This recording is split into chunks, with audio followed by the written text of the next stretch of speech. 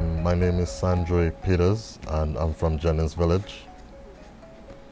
I was 10 going on 11 and I was attending Jennings Primary School where Johnathan Joseph was a former teacher of grade 5.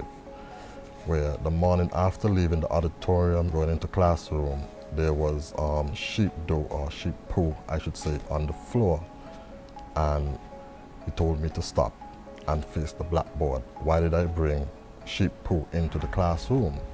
I told him it wasn't me. He kept saying it was me. Then he had a piece of wood that he keeps on the blackboard ledge, and he told me to turn around and face the blackboard. He's going to give me 3 of the best.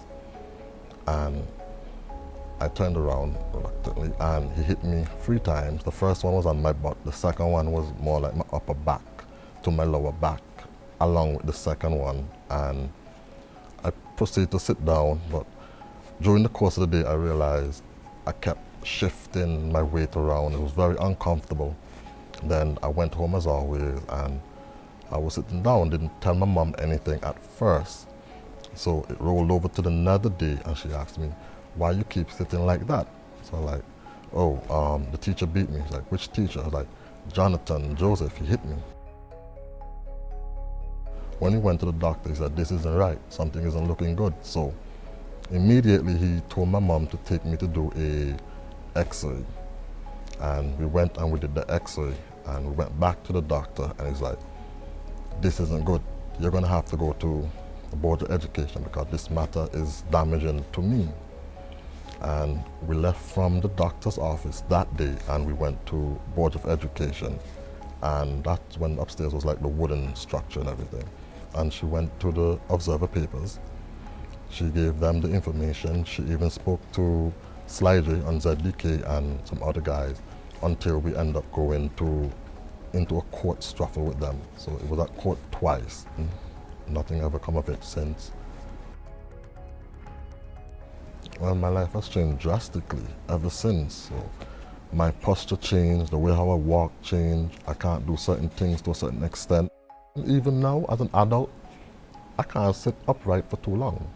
If I sit upright for too long, I feel a burning sensation and it goes up to my spine, goes up to my back, and it runs down to my leg and to the bottom of my feet. Constantly, every day, that's what I have to deal with. And I've been working with it. Even recently, when I've been to the doctor asked me, how am I still working? I've been working constantly with the pain over the years because I didn't really have much choice. And to me, I think, if a man doesn't work, a man shouldn't eat.